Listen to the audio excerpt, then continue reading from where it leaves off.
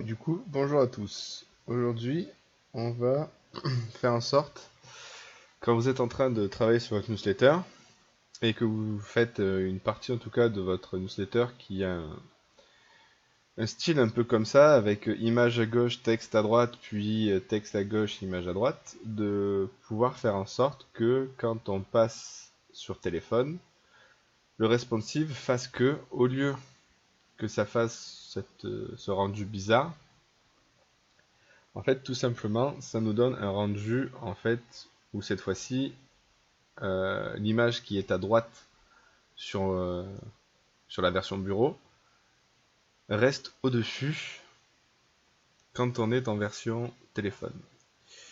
Du coup, dans un premier temps, ce qu'il faut savoir, c'est que pour faire ça, on va employer une technique qui va être en fait de créer deux éléments. Un élément qui sera affiché uniquement sur téléphone et un autre élément qui sera affiché uniquement sur bureau. Pour ça, il va vous falloir en fait un bout de code que je vais vous montrer tout de suite.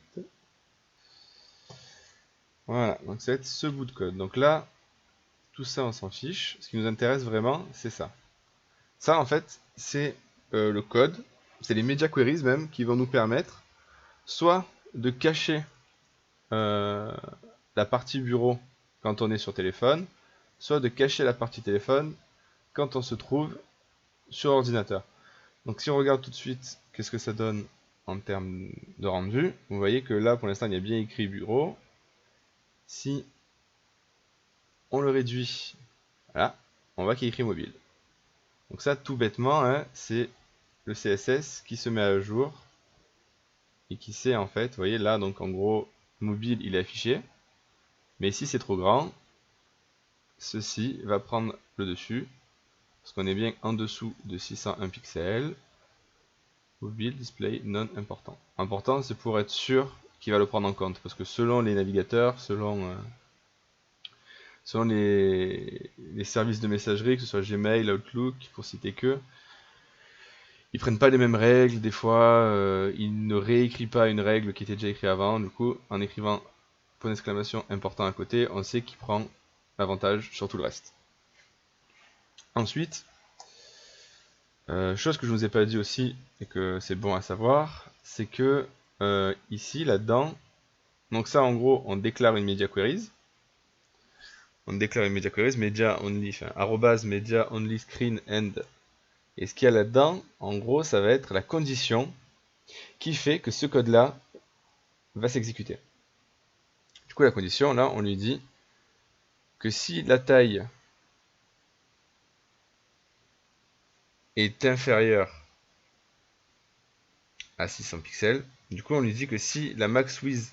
En fait, c'est un peu compliqué à comprendre, à expliquer. Mais là, ce qu'on lui dit, c'est que si la max width, en fait, donc si la taille max de l'écran, si la largeur max de l'écran n'est pas supérieure à 600 pixels, alors on affiche ça. Ici, c'est l'inverse. Vu qu'on met, vous voyez bien la différence, là, c'est max width, donc c'est si la taille, la largeur max, je vais y arriver, n'est pas supérieure à ça, du coup, on rentre là-dedans. Là, on a mis min, donc ça veut dire si la taille est au moins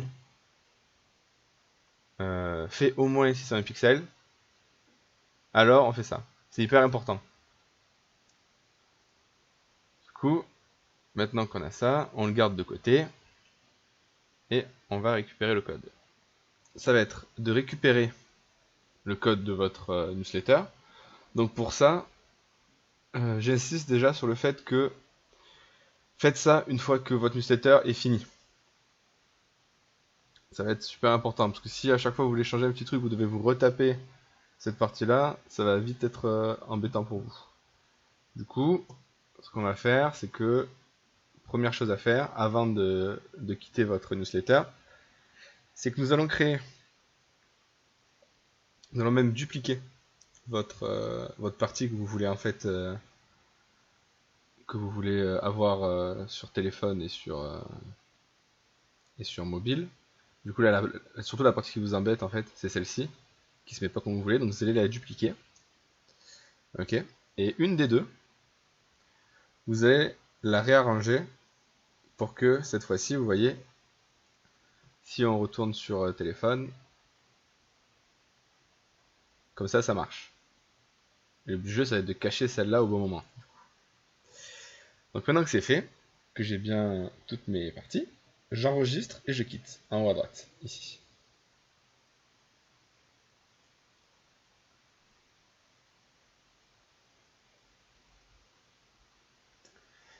Maintenant qu'on est là, on va faire aperçu,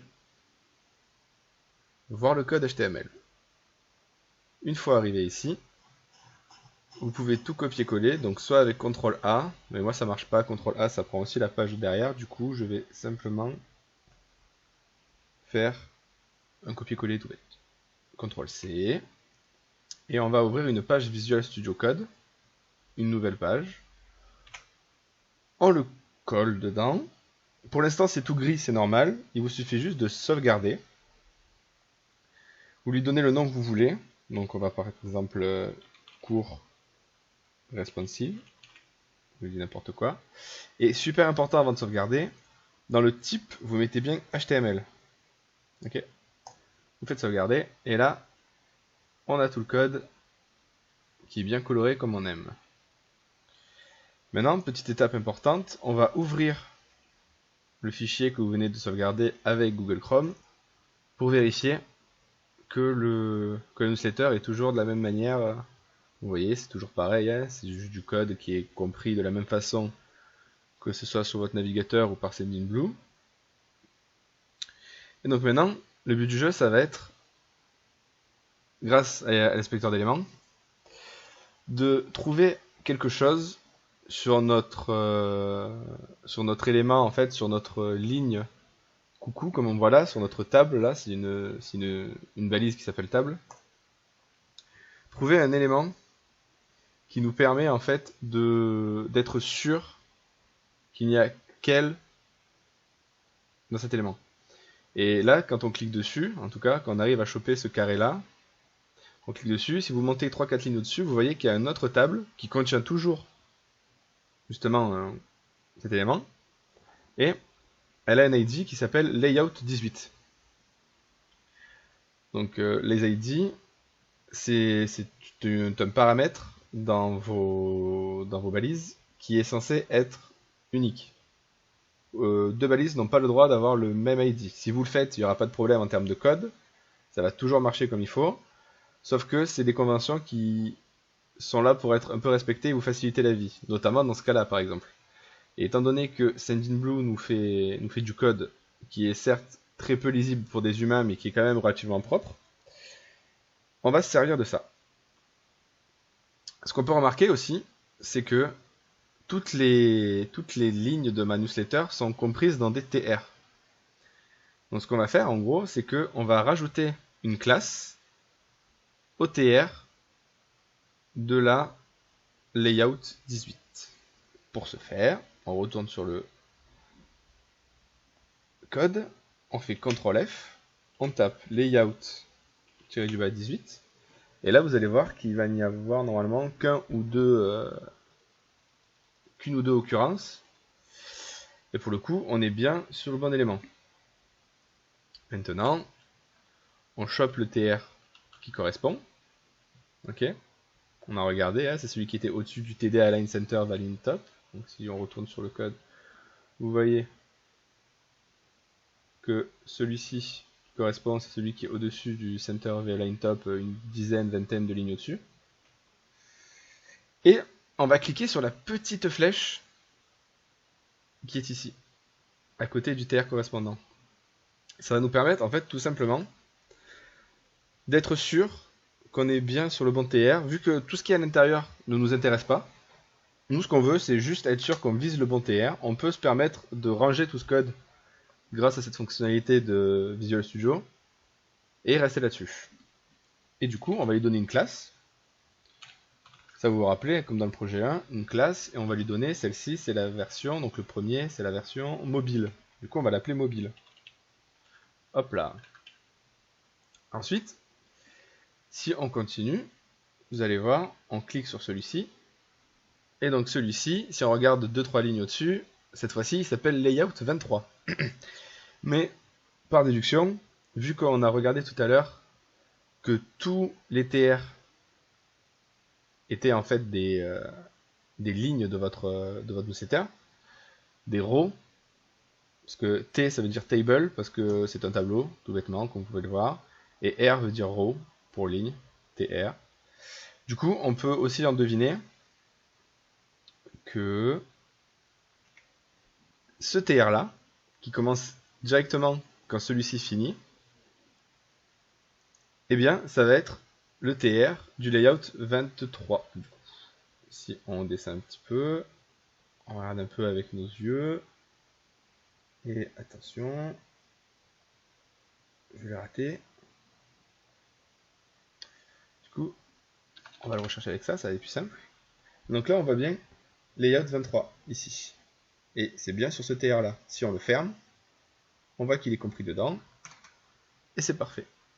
Du coup, une fois qu'on a réussi à faire ça, on lui rajoute une classe. Cette fois-ci, on sait que c'est la version desktop, donc moi je marque desk. Et on sauvegarde une première fois. Maintenant,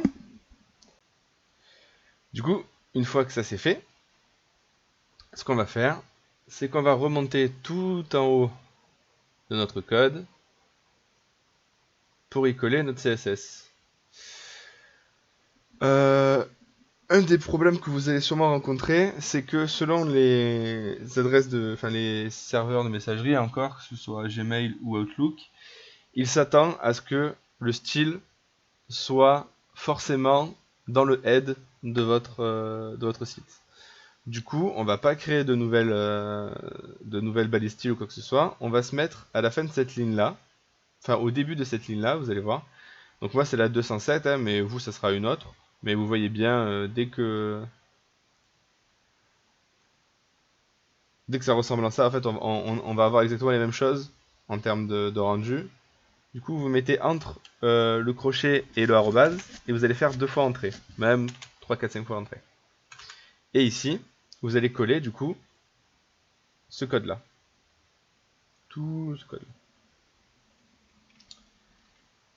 Et ça, tout bêtement, ça va permettre, vous voyez, si on met ça, qu'on sauvegarde, ah, qu'on retourne là-dessus, d'un coup, on n'a bien qu'une seule chose qui s'affiche. Et si on inspecte, on va assez bas, c'est bien comme on veut. Maintenant qu'on sait que là ça marche, on va l'intégrer à une newsletter. Du coup, pour l'intégrer à une newsletter, ce qu'on doit faire, c'est créer une nouvelle campagne mail. On va lui donner un nom. On va lui donner un objet. Et on va faire prochaine étape. Ici, sur ces trois-là, maintenant, on va plus choisir éditeur drag and drop, mais on va choisir coller votre code. Et là-dedans, vous allez récupérer tout le code de votre éditeur de texte avec CTRL A. Donc CTRL A, CTRL C. Et après, vous vous mettez ici et vous faites CTRL V. Et vous enregistrez.